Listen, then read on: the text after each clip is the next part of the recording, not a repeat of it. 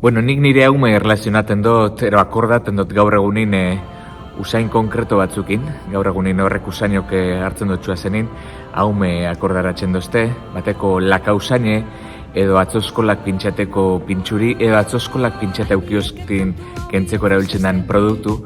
Horrekin beti haume etorten gazta burure, alde bateko haume, eta besteko haume beti akordaten dut baten batei olako koiarrak edo lepukuk edo erastunak eta ikusten dutzatenin, eta orduan beste aldeko haume etorten gazta oso gustoku balako, eta beran inguruko edo beran alajak alan ditza dut zen, eta beran alajak baten bateka hartzen dut zenin, zelan egoten zen begizorrotz horri begire.